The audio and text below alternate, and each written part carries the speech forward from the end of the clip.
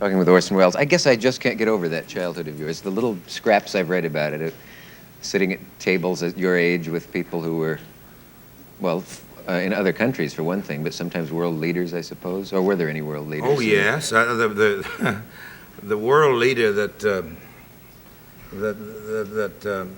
really came to nothing, as far as my memory is concerned, was Hitler. I was being escorted. I went twice through the Tyrol and Austrian German hiking country. Once with one teacher and once with another. And one of the two teachers was, it turned out, a sort of a budding Nazi. And there was a big Nazi rally near Innsbruck. In the days when the Nazis were just a very comical kind of minority party of nuts that nobody took seriously at all, except my hiking companion, this gentleman and his knapsack, and he wangled a place at the table with the great men of this tiny little party of cranks. And I remember very well afterwards, Stryker, who was the leader of the big anti-Semitic campaigns, and 2 or 3 other well-known people to this day. The man sitting next to me was Hitler, and he made so little impression on me that I can't remember a second of it. Gee. He had no personality whatsoever. Wonder if he was invisible. I wonder if under hypnosis it would come out. No, I think there was nothing there that anybody'd remember. Till you had 5,000 people yelling, "Sieg Heil," Heil Hitler. That's the whole point of the story, that there wasn't anything to remember. What about those films that were made about him by Leni Riefenstahl? Pretty good films. Are they you often hear that they are awfully well made, yes. Is she alive? Yes. Have you met her?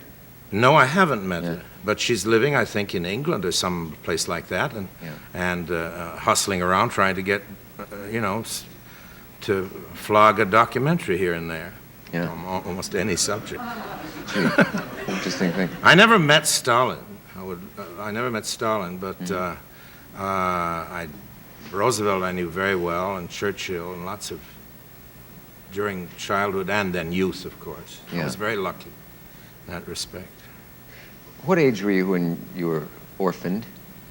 Well, my mother died when I was 7, and my father died when I was 15, beginning of my 15th birthday.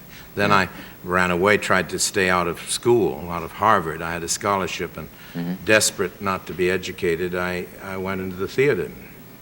I made it. I wasn't educated. What if you were now? I mean, what if you wanted to go to school? Do you have any idea what you want to study now?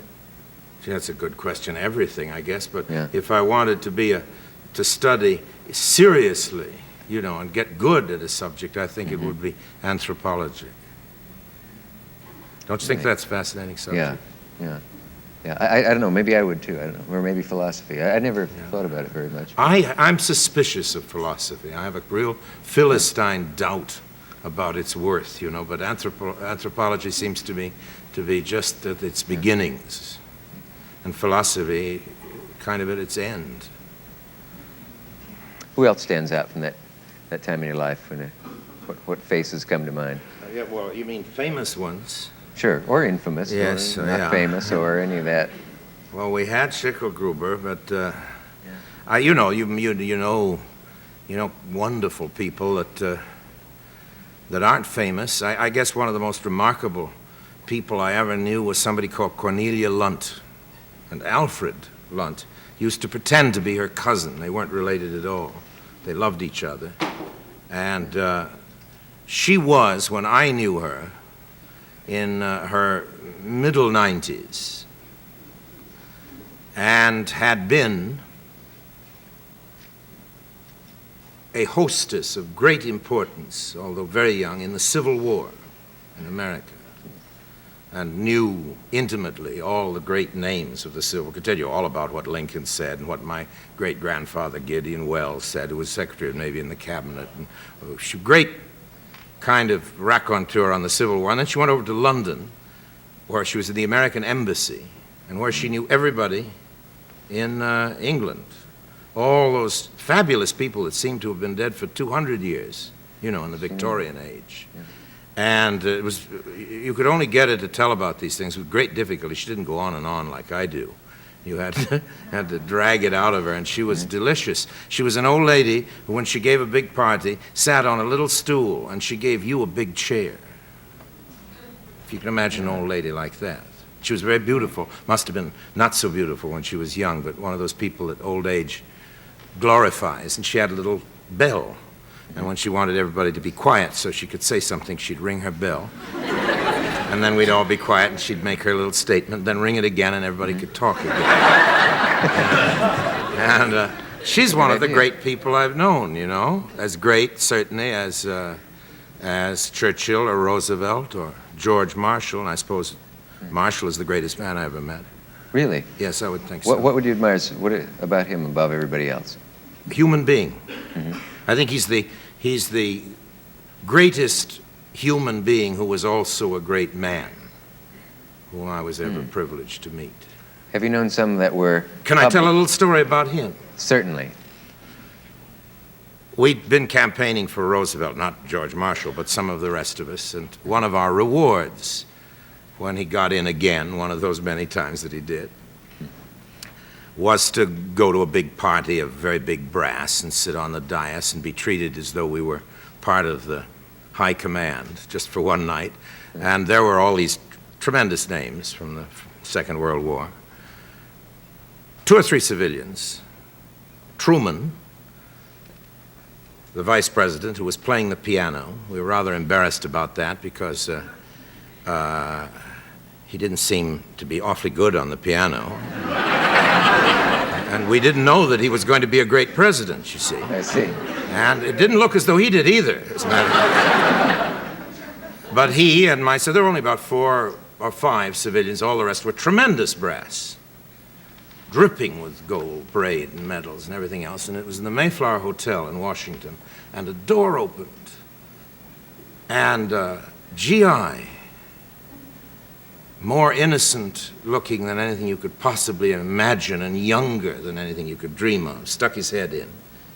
At the moment when General Marshall happened to look toward the door, and the boy looked at him, and he said, "Gee, General Marshall, can I come in and say hello to you?"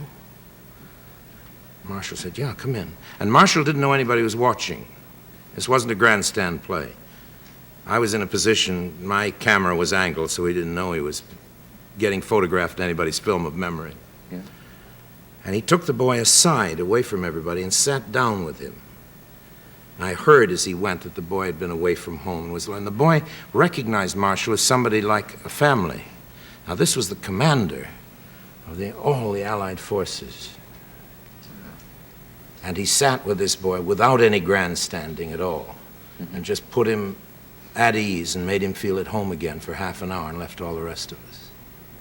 He was that kind of fellow. I wonder what the difference is between a man like that and the ones who are impressive publicly but couldn't be bothered to talk to anyone that isn't important to them or flattering. Well, I don't know. Those kind of people are all second-rate, who can't be bothered at all, ever. Yeah.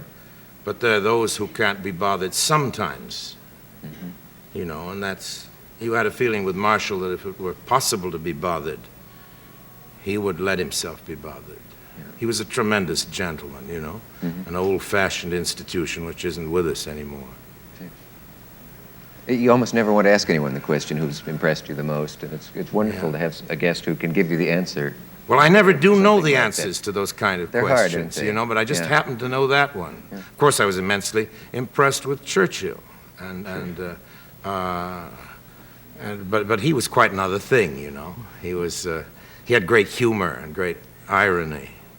He went to see me when I played Othello on the stage in London, and I heard a low murmuring in the front row. I thought he was talking to himself, and then he came backstage afterwards and sat down in the dressing room and said, "Most potent, grave, and reverend signors, my most approved good masters," and began the whole of Othello's part, which he had memorized, and including the cuts which I had made. Which she read with a good deal of extra emphasis. And then a few years afterwards, I happened to be in Venice trying to get some money for a movie. during the festival, and poor Churchill had been, right after the war, as you know, crest of the greatest victory that any single man had ever presided over in modern history, was voted out of office. Quite properly, probably, but it was a tragic blow for him. And there he was in the hotel at the Lido with Clemmy, his wife, alone. And he'd go swimming out on the beach. And one day at lunch, I came in with a Russian businessman I was trying to hustle for some money for this picture. And as we passed Mr. Churchill's table, Mr. Churchill saw me and made that little gesture, and the Russian went out of his mind. This is a white Russian, not a red Russian. This is a, you know, a hustling, semi-Armenian Russian. And when he saw that Mr. Churchill not only knew me, but gave a rather special acknowledgement, it was clear to me that I had the money for my picture. So the next morning I was out swimming in the beach, and I found myself paddling in the water right next to Mr. Churchill. And I hadn't gone up to speak to him, but there we were in the water, and I had known him on and off during the war in a humble capacity, and I said, and he had come backstage to see me, and I said, Mr. Churchill, I think you ought to know what you did for me. And I told him about how this acknowledgement had meant so much to me with my financier. And that day at lunch, I came in with a financier again, and Mr. Churchill rose from his chair and bowed.